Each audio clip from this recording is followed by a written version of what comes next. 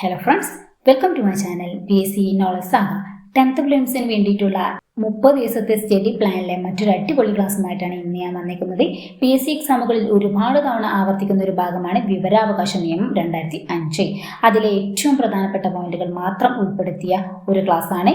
Important ലോയിൽ വളരെ വിശാലമായി കിടക്കുന്ന ഒരു ഭാഗമാണ്.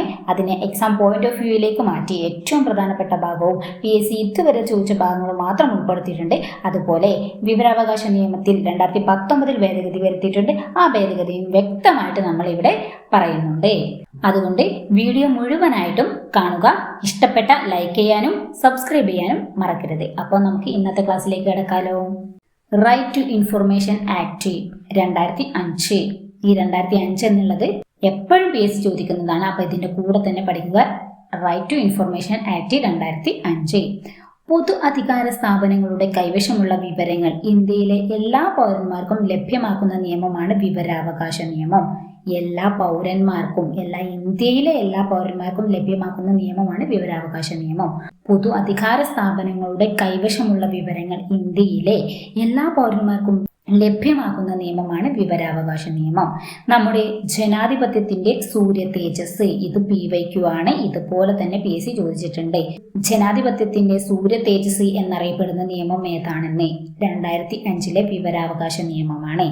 അഴിമതി നിയന്ത്രിക്കുന്നതിനും ഉദ്യോഗസ്ഥർക്കിടയിൽ ഉത്തരവാദിത്ത ബോധമുണ്ടാക്കുന്നതിനും ഗവൺമെന്റിന്റെ പ്രവർത്തനങ്ങൾ സുതാര്യമാക്കുന്നതിനുമായി പാസാക്കപ്പെട്ട നിയമമാണ് വിവരാവകാശ നിയമം. എന്തായിരുന്നു? അഴിമതി നിയന്ത്രിക്കുന്നതിനും ഉദ്യോഗസ്ഥർക്കിടയിൽ ഉത്തരവാദിത്ത ബോധമുണ്ടാക്കുന്നതിനും ഗവൺമെന്റിന്റെ പ്രവർത്തനങ്ങൾ സുതാര്യമാക്കുന്നതിനും പാസാക്കപ്പെട്ട നിയമമാണ് വിവരാവകാശ നിയമം. ലോകത്തിൽ ആദ്യമായിട്ട് വിവരാവകാശ നിയമം പാസാക്കിയ രാജ്യമാണ് സ്വീഡൻ. ലോകത്തിൽ ആദ്യമായിട്ട് വിവരാവകാശ നിയമം പാസാക്കിയ രാജ്യമാണ് സ്വീഡൻ. വിവരാവകാശ നിയമം പാസാക്കിയ ഇന്ത്യയിലെ ആദ്യത്തെ സംസ്ഥാനം, വിവരാവകാശ നിയമം പാസാക്കിയ ആദ്യത്തെ സംസ്ഥാനമാണ് തമിഴ്നാട്. 1997 1997 ഇന്ത്യയിൽ ആദ്യമായിട്ട് തമിഴ്നാട്ടിൽ വിവരാവകാശ നിയമം പാസാക്കിയത്. ഓക്കെ, അപ്പോൾ ആദ്യം പാസാക്കിയ രാജ്യം സ്വീഡനാണ്. ഇന്ത്യയിൽ ആദ്യം പാസാക്കിയത് തമിഴ്നാട്ടിലാണ്. ജനാധിപത്യത്തിന്റെ സൂര്യ തേജസ് എന്നറിയപ്പെടുന്നു. പിന്നെ പൊതു അധികാര സ്ഥാപനങ്ങളുടെ കൈവശമുള്ള വിവരങ്ങൾ ഇന്ത്യയിലെ എല്ലാ പൗരന്മാർക്കും ലഭ്യമാക്കുന്നതിനുള്ള നിയമമാണ് വിവരാവകാശ നിയമം. അഴിമതി നിയന്ത്രിക്കുന്നതിനും ഉദ്യോഗസ്ഥർക്കിടയിൽ ഉത്തരവാദിത്ത ബോധമുണ്ടാക്കുന്നതിനും ഗവൺമെന്റിന്റെ പ്രവർത്തനങ്ങൾ സുതാര്യമാക്കുന്നതിനും പാസാക്കപ്പെട്ട നിയമമാണ് വിവരാവകാശ നിയമം. വിവരാവകാശ നിയമത്തിന്റെ മുൻഗാമി എന്നറിയപ്പെടുന്നത് 2002 ഫ്രീഡം ഓഫ് ഇൻഫർമേഷൻ ആക്ട് ആണ്. അപ്പോൾ വിവരാവകാശ നിയമം 2005 മുൻഗാമി എന്നറിയപ്പെടുന്നത് ഫ്രീഡം ഓഫ് ഇൻഫർമേഷൻ ആക്ട് 2002. 2005 വിവരാവകാശ നിയമം നിലയിൽ വന്ന സംസ്ഥാനമാണ് രാജസ്ഥാൻ. ഇന്ത്യയിൽ ആദ്യമായിട്ട് വിവരാവകാശ നിയമം പാസാക്കിയത് തമിഴ്നാട് 1997. എന്നാൽ 2005 വിവരാവകാശ നിയമം നിലയിൽ വന്ന ആദ്യത്തെ സംസ്ഥാനമാണ് രാജസ്ഥാൻ. വിവരാവകാശ നിയമം പാസാക്കുവാൻ കാരണമായ സംഘടനയാണ് മസ്ദൂർ കിസാൻ ശക്തി സംഗതൻ. മസ്ദൂർ കിസാൻ ശക്തി സംഗതൻ, അതിന്റെ സ്ഥാപകയാണെങ്കിൽ അരുണ റോയി ആണ് മസ്ദൂർ കിസാൻ ശക്തി സംഗതന്റെ സ്ഥാപക. വിവരാവകാശ നിയമം പാസാക്കാൻ കാരണമായ സംഘടനയാണ്. ഇന്ത്യയിൽ ആദ്യമായിട്ട് വിവരാവകാശ അപേക്ഷ നൽകിയത് ഷാഹിദ് റാസ ബർണൈ. ഇതും PSC ചോദിച്ചിട്ടുണ്ട്. അപ്പോൾ ഷാഹിദ് റാസ ബർണൈയാണ് ഇന്ത്യയിൽ ആദ്യമായിട്ട് വിവരാവകാശ അപേക്ഷ നൽകിയത്. എവിടെയാണ് ചോദിച്ചാൽ പൂനെ പോലീസ് സ്റ്റേഷനിലാണ് നൽകിയത്. പൂനെ പോലീസ് സ്റ്റേഷനിലാണ് ഷാഹിദ് റാസ ബർണൈ ആദ്യമായിട്ട് വിവരാവകാശ അപേക്ഷ നൽകിയത്. പൗരന്മാർക്ക് അറിയാനുള്ള അവകാശം നിയമപരമായി ലഭിച്ച എത്രാമത്തെ രാജ്യമാണ് ഇന്ത്യ എന്ന് ചോദിച്ചാൽ 57ാമത്തെ രാജ്യമാണ്. പൗരന്മാർക്ക് അറിയാനുള്ള അവകാശം നിയമപരമായി ലഭിച്ച എത്രാമത്തെ രാജ്യമാണ് ഇന്ത്യ എന്ന് ചോദിച്ചാൽ 57 എന്നാൽ PSC നടത്തിയ ഡ്രൈവർ പരീക്ഷയിൽ, അതായത് 85/2021 ഉത്തരമായി നൽകിയത് 55. PSCയുടെ ആൻസർ എന്താണ്? 55. അപ്പോൾ ഓപ്ഷനിൽ 55ഉം 57 വന്ന 55 കുത്താനായിട്ട് ശ്രമിക്കുക. കാരണം ശരിക്കുള്ളത് 57 ആണെന്നുണ്ടെങ്കിലും PSCയുടെ ആൻസർ 55. ഓക്കെ, നമുക്ക് PSCയിൽ മാർക്ക് ലഭിക്കണമെങ്കിൽ PSCന്റെ കൂടെ പോകണം. പക്ഷെ ശരിക്കുള്ളത് 57. ഓക്കെ അല്ലേ? കേരള പഞ്ചായത്ത് രാജ് നിയമത്തിൽ അറിയാനുള്ള അവകാശം എന്ന അധ്യായം കൂട്ടിച്ചേർത്ത ഭേദഗതി 1999 ഭേദഗതിയാണ്. അറിയാനുള്ള അവകാശം എന്ന അധ്യായം കൂട്ടിച്ചേർത്ത ഭേദഗതിയാണ് 1999 ഭേദഗതി. കേരള പഞ്ചായത്ത് രാജ് നിയമത്തിലാണ്. വിവരാവകാശ നിയമത്തിലെ അധ്യായങ്ങളുടെ എണ്ണം 6 ആണ്. 6 അധ്യായങ്ങളാണ് വിവരാവകാശ നിയമത്തിലുള്ളത്. 6 അധ്യായങ്ങളാണ് വിവരാവകാശ നിയമത്തിലുള്ളത്. നമുക്ക് ഓരോ അധ്യായങ്ങളും എന്തൊക്കെയാണെന്നുള്ളത് പഠിക്കാം. ആദ്യം അധ്യായം 1 പറയുന്നത് പ്രാരംഭികം, പ്രിലിമിനറിയാണ് അധ്യായം 1 പറയുന്നത്.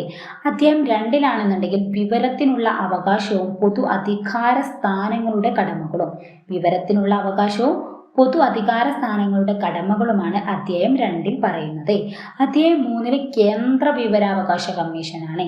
അധ്യായം 3 കേന്ദ്ര വിവരാവകാശ കമ്മീഷനും അധ്യായം 4 സംസ്ഥാന വിവരാവകാശ കമ്മീഷനും. അധ്യായം 5 വിവരാവകാശ കമ്മീഷനുകളുടെ അധികാരങ്ങളും ചുമതലകളും അപ്പീലുകളും പിഴകളെ കുറിച്ച് പറയുന്നതാണ് 5.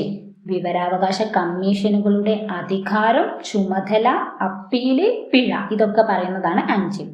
അധ്യായം 6 പലവക മിസെല്ലിയനസ്. അപ്പോൾ അധ്യായം 1 പ്രാരംഭികം, 2 വിവരത്തിനുള്ള അവകാശവും പൊതു അധികാര സ്ഥാനങ്ങളുടെ കടമയും, 3 കേന്ദ്ര വിവരാവകാശ കമ്മീഷൻ, 4 സംസ്ഥാന വിവരാവകാശ കമ്മീഷൻ, 5 വിവരാവകാശ കമ്മീഷനുകളുടെ അധികാരങ്ങളും ചുമതലകളും പിഴകളും അപ്പീലുകളും, 6 മിസെല്ലിയനസ്. അപ്പം വിവരാവകാശ നിയമത്തിൽ 6 അധ്യായങ്ങളാണുള്ളത്. ഈ 6 അധ്യായങ്ങൾ ഇമ്പോർട്ടൻ്റ് ആണ്, ഇത് പഠിച്ചിട്ട് വെക്കണം. ഓക്കെ, ഇനി വകുപ്പുകളുടെ എണ്ണം 31 ആണ്. 31 വകുപ്പുകളാണ്. അപ്പൊ 6 അധ്യായങ്ങൾ 31 വകുപ്പുകളെ. വിവരാവകാശ നിയമപ്രകാരം 2 പട്ടികകൾ, അതായത് ഷെഡ്യൂളുകൾ 2 ഉണ്ട്. 2 ഷെഡ്യൂളുകൾ, 31 വകുപ്പുകളെ, 6 സെക്ഷൻസ്. ഇത് ഇമ്പോർട്ടൻ്റ് ആണ്. ഈ 3 വ്യക്തമായിട്ട് പഠിക്കുക. 6 അധ്യായങ്ങൾ, 31 സെക്ഷൻസ്, 2 പട്ടിക. ഈ 2 പട്ടിക ഏതൊക്കെയാണ് പറയുന്നത് നമുക്ക് നോക്കാം. 1-ാം പട്ടികയിൽ കേന്ദ്ര സംസ്ഥാന മുഖ്യ വിവരാവകാശ കമ്മീഷണറുടെയും കമ്മീഷന്മാരുടെയും സത്യപ്രതിജ്ഞ. അപ്പോൾ 1-ാമത്തെ പട്ടികയിൽ പറയുന്നത് കേന്ദ്ര സംസ്ഥാന മുഖ്യ വിവരാവകാശ കമ്മീഷണറുടെയും കമ്മീഷന്മാരുടെയും സത്യപ്രതിജ്ഞയെ കുറിച്ച് പറയുന്നതാണ്. ഇനി 2-ാം പട്ടിക ഏതൊക്കെ സ്ഥാപനങ്ങൾ വിവരങ്ങൾ നിഷേധിക്കുന്നു, ഏതൊക്കെ സ്ഥാപനങ്ങളാണ് വിവരങ്ങൾ നിഷേധിക്കുന്നത് എന്ന് പറയുന്നതാണ് പട്ടിക 2. അപ്പൊ അധ്യായങ്ങള്, പട്ടിക, സെക്ഷൻസ്, ഈ 3 കിട്ടിയല്ലോ. ഇത് ഇമ്പോർട്ടൻ്റ് ആണ്. പബ്ലിക് ഇൻഫർമേഷൻ ഓഫീസർമാരുടെ നിയമനത്തെ കുറിച്ച് പ്രതിപാദിക്കുന്നതാണ് സെക്ഷൻ 5. പബ്ലിക് ഇൻഫർമേഷൻ ഓഫീസർമാരുടെ നിയമനത്തെ കുറിച്ച് പറയുന്ന സെക്ഷനാണ് സെക്ഷൻ 5. 5 പബ്ലിക് ഇൻഫർമേഷൻ ഓഫീസർമാരുടെ നിയമനത്തെ കുറിച്ച് പറയുന്നത്. ഇനി അടുത്തത് അപേക്ഷാ ഫീസും ചെലവുകളും. വിവരാവകാശ നിയമത്തിലെ അപേക്ഷാ ഫീസും ചെലവുകളും എന്തൊക്കെയാണെന്ന് നമുക്ക് വ്യക്തമായിട്ട് പഠിക്കാം. വിവരാവകാശ നിയമപ്രകാരം വിവരം ലഭിക്കുന്നതിനായുള്ള അപേക്ഷാ ഫീസ് 10 രൂപയാണ്. അപ്പോൾ വിവരം ലഭിക്കുന്നതിനുള്ള അപേക്ഷാ ഫീസ് 10 രൂപയാണ്.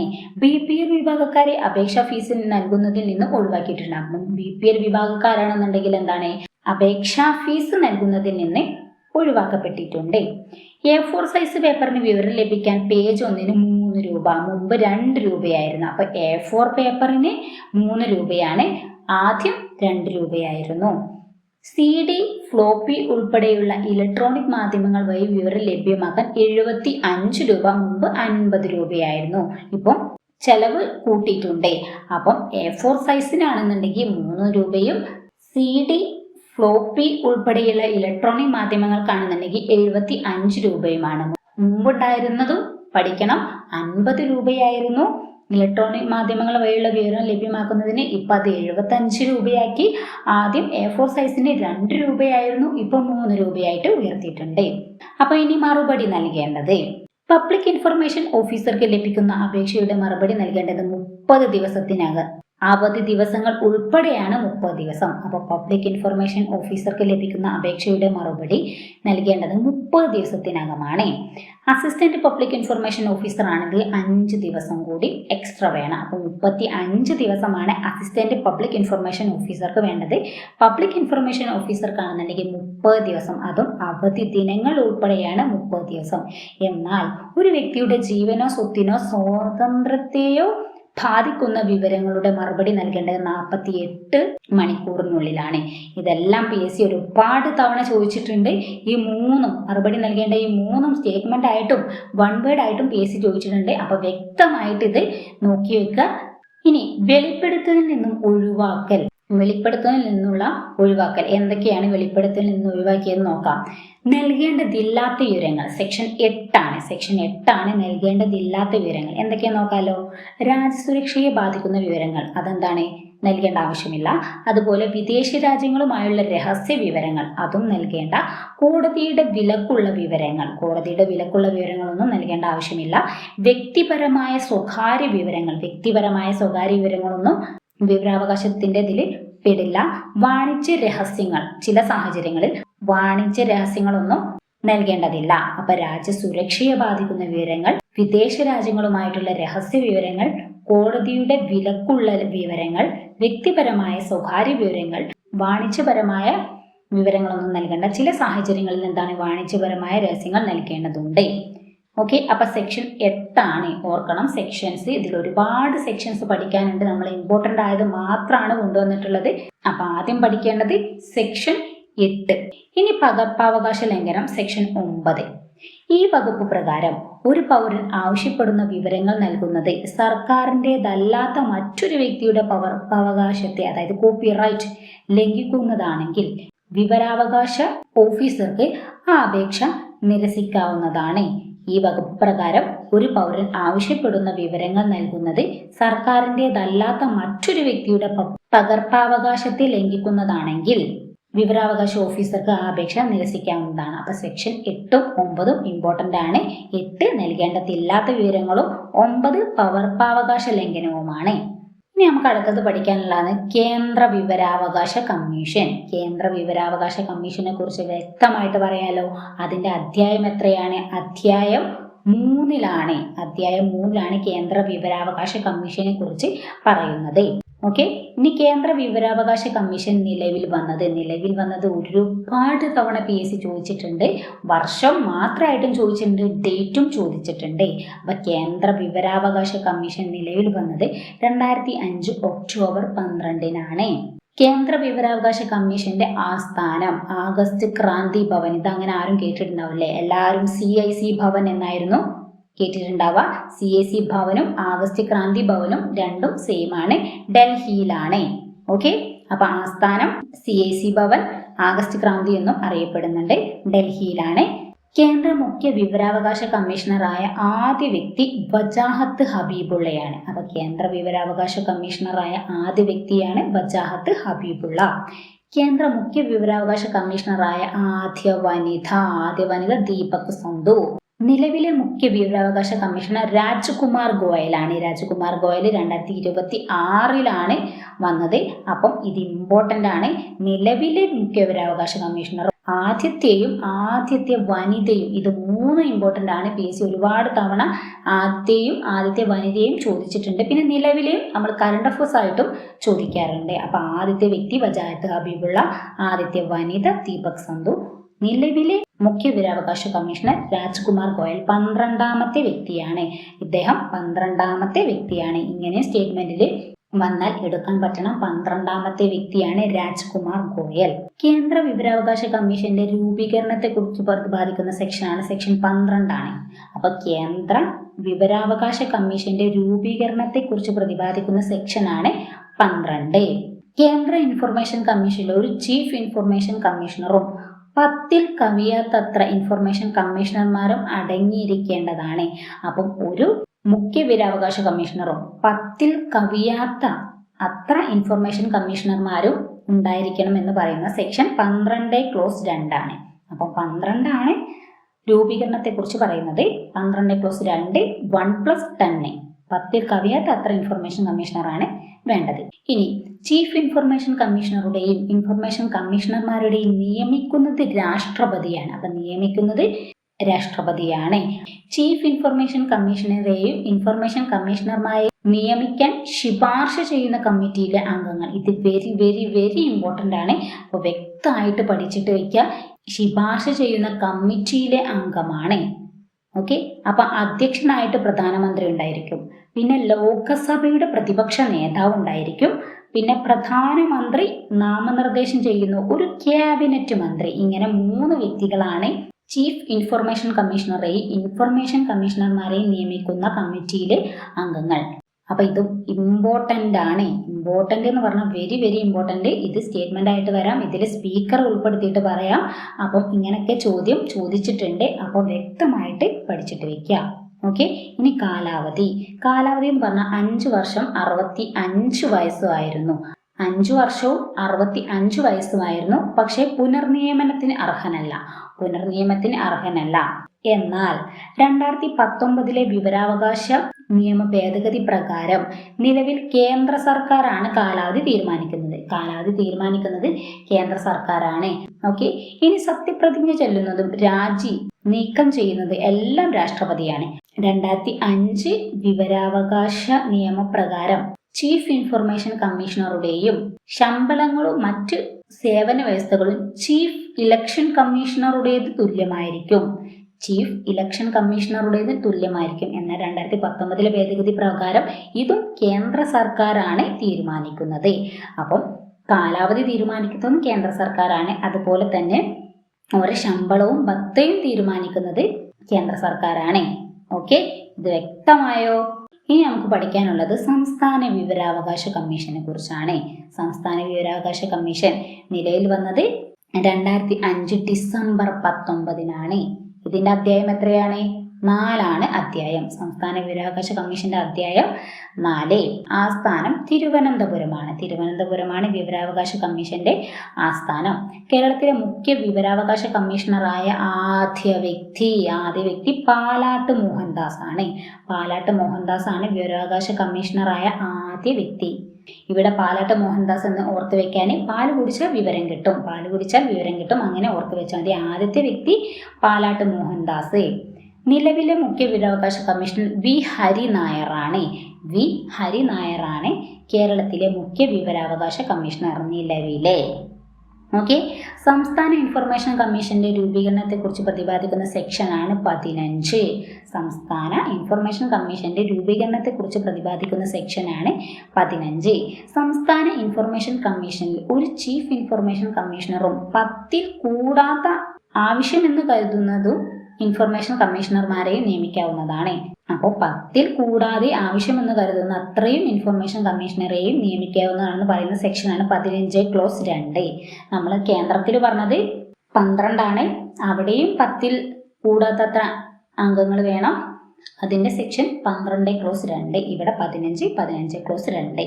സംസ്ഥാന ചീഫ് ഇൻഫർമേഷൻ കമ്മീഷണറെയും ഇൻഫർമേഷൻ കമ്മീഷണർമാരെയും നിയമിക്കുന്നത് ഗവർണറാണ്. അപ്പൊ കേരളത്തിൽ ഗവർണറും കേന്ദ്രത്തിൽ രാഷ്ട്രപതിയുമാണ്.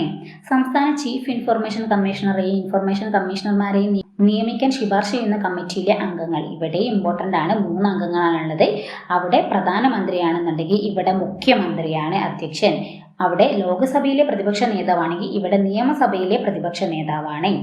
അവിടെ പ്രധാനമന്ത്രി നാമനിർദ്ദേശം ചെയ്യുന്ന ഒരു ക്യാബിനറ്റ് മന്ത്രിയാണെങ്കിൽ ഇവിടെ മുഖ്യമന്ത്രി നാമനിർദ്ദേശം ചെയ്യുന്ന ഒരു ക്യാബിനറ്റ് മന്ത്രി. രണ്ടും അങ്ങോട്ട് മാറിപ്പോവാതെ ഓർക്കണം. വ്യക്തമായിട്ട് പഠിച്ചിട്ട് വെക്കുക. ഇമ്പോർട്ടൻ്റ് ആണ്. അപ്പം മുഖ്യമന്ത്രി അധ്യക്ഷൻ, നിയമസഭയിലെ പ്രതിപക്ഷ നേതാവ്, മുഖ്യമന്ത്രി നാമനിർദ്ദേശം ചെയ്യുന്ന ഒരു ക്യാബിനറ്റ് മന്ത്രി. ഇനി കാലാവധി 5 വർഷം 65 വയസ്സുമായിരുന്നു. എന്നാൽ 2019 വിവരാവകാശ നിയമ ഭേദഗതി പ്രകാരം കേന്ദ്ര സർക്കാരാണ് കാലാവധി തീരുമാനിക്കുന്നത്. സംസ്ഥാന ഇൻഫർമേഷൻ കമ്മീഷണർ പുനർനിയമനത്തിന് അർഹനല്ല. അപ്പം പുനർനിയമനത്തിന് അർഹനല്ല. എന്നാൽ സംസ്ഥാന ഇൻഫർമേഷൻ കമ്മീഷണർ സംസ്ഥാന ചീഫ് ഇൻഫർമേഷൻ കമ്മീഷണറായി നിയമിക്കപ്പെടാൻ അർഹനാണ്. അതായത് ചീഫിന് വീണ്ടും ചീഫ് ആവാൻ പറ്റില്ല. എന്നാൽ ഇൻഫർമേഷൻ കമ്മീഷണർമാർക്ക്, അതായത് കമ്മീഷണർമാർക്ക് ചീഫ് ആവാനുള്ള അർഹതയുണ്ട്. അതാണ് പറഞ്ഞത്. ഓക്കെ.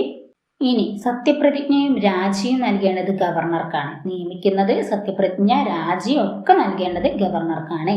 2005 വിവരാവകാശ നിയമപ്രകാരം സംസ്ഥാന ചീഫ് ഇൻഫർമേഷൻ കമ്മീഷണറുടെ ശമ്പളങ്ങളും ഭത്തകളും മറ്റ് സേവന വ്യവസ്ഥകളും സംസ്ഥാന ചീഫ് ഇലക്ഷൻ കമ്മീഷണറുടേതിന് തുല്യമായിരിക്കും. എന്നാൽ 2019 ഭേദഗതി പ്രകാരം കേന്ദ്ര ഗവൺമെന്റ് തീരുമാനിക്കും. ഇനി പിഴകളെ കുറിച്ച് പ്രതിപാദിക്കുന്ന സെക്ഷനാണ് 20. ഈ സെക്ഷൻ PSC ചോദിച്ചിട്ടുണ്ട്. അപ്പോൾ വ്യക്തമായിട്ട് പഠിക്കുക. പിഴകളെ കുറിച്ച് പറയുന്ന സെക്ഷനാണ് 20. അറിഞ്ഞുകൊണ്ട് തെറ്റായതും അപൂർണമായതുമായ വിവരം നൽകിയാലോ ഏതെങ്കിലും തരത്തിൽ വിവരം നൽകുന്നതിനെ തടസ്സപ്പെടുത്തുകയോ ചെയ്താൽ അപേക്ഷ ലഭിക്കുന്നതുവരെയോ അല്ലെങ്കിൽ വിവരം നൽകുന്നതുവരെയോ ഓരോ ദിവസവും 250 രൂപ പിഴ ചുമത്തേണ്ടതാണ്. എന്നാൽ പിഴ സംഖ്യ 25,000 രൂപയിൽ കവിയാൻ പാടില്ല. അപ്പം 250 മുതൽ 25,000 രൂപ വരെ പിഴ നൽകാവുന്നതാണ്. എന്തിനാന്ന് വെച്ചാൽ അറിഞ്ഞുകൊണ്ട് തെറ്റായതും അപൂർണമായതുമായ വിവരം നൽകിയാലോ ഏതെങ്കിലും തരത്തിൽ വിവരം നൽകുന്നതിനെ തടസ്സപ്പെടുത്തിയാലോ ചെയ്താലേ ഓരോ ദിവസവും 250 രൂപ മുതൽ 25,000 രൂപ വരെ ആകാവുന്നതാണ്. ഇതാണ് പിഴകളെ കുറിച്ച് പറയുന്നത്. ഇനി വിവരാവകാശ നിയമത്തിൽ നിന്നും ഒഴിവാക്കപ്പെട്ടിട്ടുള്ള കേന്ദ്ര സർക്കാർ സ്ഥാപനങ്ങൾ, അതിന്റെ സെക്ഷൻ പറയുന്നതാണ് 24 ക്ലോസ് 1 ആണ്. വിവരാവകാശ നിയമത്തിൽ നിന്നും ഒഴിവാക്കപ്പെട്ടിട്ടുള്ള കേന്ദ്ര സർക്കാർ സ്ഥാപനങ്ങൾ എന്തൊക്കെയാണെന്ന് നോക്കാം. ഇത് ഇമ്പോർട്ടൻ്റ് ആണ്. ഇത് PSC ചോദിച്ചിട്ടുണ്ട് സ്റ്റേറ്റ്മെന്റ് ആയിട്ട്. ഇതിൽ ഉൾപ്പെടുന്നത് ഏതെല്ലാം എന്ന്. അപ്പോൾ നമുക്ക് അതൊന്ന് വ്യക്തമായിട്ട് പഠിക്കാം. ഒന്നാമത്താണ് intelligence bureau, central economic intelligence bureau. മൂന്നാമത് directorate of enforcement. 4 narcotic control bureau. Border security force, അതായത് BSF, border security force. Central reserve police force, national security guard, Assam rifles. അപ്പോൾ ഇത് ഇമ്പോർട്ടൻ്റ് ആണ്. Intelligence bureau, central economic intelligence bureau, directorate of enforcement, narcotic control bureau, border security force, central reserve police force, national security guard, Assam rifles. വാർഷിക report നൽകേണ്ടത് അതത് ഗവൺമെന്റിനാണ്. അതായത് കേന്ദ്ര government ആണെന്നുണ്ടെങ്കിൽ കേന്ദ്ര ഗവൺമെന്റിനും സംസ്ഥാന ഗവൺമെന്റ് ആണെന്നുണ്ടെങ്കിൽ സംസ്ഥാന ഗവൺമെന്റിനുമാണ് വാർഷിക റിപ്പോർട്ട് നൽകേണ്ടത്. അപ്പം ഇമ്പോർട്ടൻ്റ് ആണ് വിവരാവകാശ നിയമം. അപ്പം എക്സാം എന്തായാലും വരും എന്നത് ഉറപ്പാണ്. നമ്മൾ വ്യക്തമായിട്ട് ഇപ്പോൾ പഠിച്ചു. ഇനി അടുത്ത് നമുക്ക് പഠിക്കാനുള്ളതാണ് 2019 വിവരാവകാശ നിയമത്തിൽ ഭേദഗതി വന്നിട്ടുണ്ട്. ആ ഭേദഗതിയിൽ എന്തെല്ലാമാണ് മാറ്റങ്ങൾ വന്നത് എന്ന് നമുക്ക് പഠിക്കാം. ഓക്കെ, അപ്പോൾ വിവരാവകാശ നിയമ ഭേദഗതി ബില്ല് 2019 ലോകസഭയിൽ അവതരിപ്പിച്ചത് എന്നാന്ന് ചോദിച്ചാൽ 2019 ജൂലൈ 19 ആരാണ് അവതരിപ്പിച്ചതെന്ന് ചോദിച്ചാൽ ജിതേന്ദ്ര സിംഗ് ആണ്. ലോകസഭയിൽ പാസ്സാക്കിയത് 2019 ജൂലൈ 22-നാണ് ലോകസഭയിൽ പാസ്സാക്കിയത്. അവതരിപ്പിച്ചത് ജൂലൈ 19-നും പാസ്സാക്കിയത് ജൂലൈ 22-നുമാണ്. രാജ്യസഭ പാസ്സാക്കിയത് 2019 ജൂലൈ 25-നാണ്. രാജ്യസഭ പാസ്സാക്കിയത് 2019 ജൂലൈ 25-നാണ്. രാഷ്ട്രപതി രാംനാഥ് കോവിന്ദാണ് രാഷ്ട്രപതി ഒപ്പുവെച്ചത് 2019 ഓഗസ്റ്റ് 1-നാണ്. 2019 ഓഗസ്റ്റ് 1-നാണ് രാഷ്ട്രപതി ഒപ്പുവെച്ചത്. കേന്ദ്ര വിവരാവകാശ കമ്മീഷണറുടെയും സംസ്ഥാന വിവരാവകാശ കമ്മീഷണറുടെയും മുഖ്യ വിവരാവകാശ കമ്മീഷണറും വിവരാവകാശ കമ്മീഷണർമാരുടെയും കാലാവധി 5 വർഷം എന്ന വ്യവസ്ഥ ഒഴിവാക്കിയിട്ട് കാലാവധി നിശ്ചയിക്കുന്നതിനുള്ള അധികാരം കേന്ദ്ര സർക്കാരിന് നൽകി. നമ്മൾ അവിടെ പറഞ്ഞല്ലോ, കേന്ദ്രത്തിലും സംസ്ഥാനത്തിലും നമ്മൾ വ്യക്തമായിട്ട് പറഞ്ഞു. അത് 2019 ഭേദഗതിയിൽ വന്നതാണ്. മാറ്റം വന്ന കാര്യങ്ങൾ എന്തെല്ലാം എന്നാണ് ഇപ്പോൾ നോക്കുന്നത്. കേന്ദ്ര വിവരാവകാശ കമ്മീഷണറുടെയും സംസ്ഥാന വിവരാവകാശ കമ്മീഷണറുടെയും കമ്മീഷണർമാരുടെയും കാലാവധി 5 വർഷം 65 വയസ്സ് എന്നുള്ളതിൽ നിന്നും കേന്ദ്ര സർക്കാർ തീരുമാനിക്കുമെന്നത് ഈ 2019 ഭേദഗതിയിലൂടെ വന്നതാണ്. അതുപോലെ ശമ്പളവും മറ്റ് സേവന വ്യവസ്ഥകളും കേന്ദ്ര സർക്കാർ നിശ്ചയിക്കും എന്നുള്ളതും ഈ ഒരു ഭേദഗതിയിൽ വന്നതാണ്. അതിൻ്റെ സെക്ഷൻ പറയുന്നതാണ് 13ഉം 16ഉം. 13 ആണെന്നുണ്ടെങ്കിൽ കേന്ദ്രത്തിലെയും 16 ആണെന്നുണ്ടെങ്കിൽ സംസ്ഥാനത്തെയാണ് പറയുന്നത്. അപ്പോൾ ഈ സെക്ഷൻസ് ഇമ്പോർട്ടൻ്റ് ആണ്. അതുപോലെ എന്തെല്ലാമാണ് ഭേദഗതി വന്നത് എന്നും ഇമ്പോർട്ടൻ്റ് ആണ്. ആരാണ് ഭേദഗതി ബില്ലിൽ ഒപ്പുവെച്ചതെന്നും ലോകസഭയിൽ അവതരിപ്പിച്ചതെന്നും എന്നുള്ളതും ഇമ്പോർട്ടൻ്റ് ആണ്. ഓക്കെ, ഇത്രയാണ് വിവരാവകാശ നിയമത്തെക്കുറിച്ച് നമുക്ക് ഇന്ന് പഠിക്കാനായിട്ടുള്ളത്. വളരെ വ്യക്തമായെന്ന് വിശ്വസിക്കുന്നു. 2019 ഭേദഗതി വരെ ഉൾപ്പെടുത്തിയിട്ടുണ്ട്. ഇതെല്ലാം നിങ്ങൾക്ക് എക്സാമിന് ഉപകാരപ്പെടുമെന്നത് ഉറപ്പാണ്. ഇനി നമ്മൾ ഇതിൻ്റെ എല്ലാം PYQ ക്ലാസ്സുകളും കൂടെ കൊണ്ടുവരുന്നതാണ്. അത് വേണമെന്നുണ്ടെങ്കിൽ PYQ എന്ന് കമൻറ്റ് ചെയ്യുക. അപ്പം PSC പഠിക്കുന്ന നിങ്ങളുടെ ഫ്രണ്ട്സ് ഉണ്ടെന്നുണ്ടെങ്കിൽ അവർക്ക് ഷെയർ ചെയ്യാൻ മറക്കില്ലല്ലോ. അപ്പം സബ്സ്ക്രൈബ് ചെയ്യാനും മടിക്കരുത്. അപ്പം അടുത്ത അടിപൊളി ക്ലാസ്സുമായിട്ട് വീണ്ടും കാണാം. താങ്ക്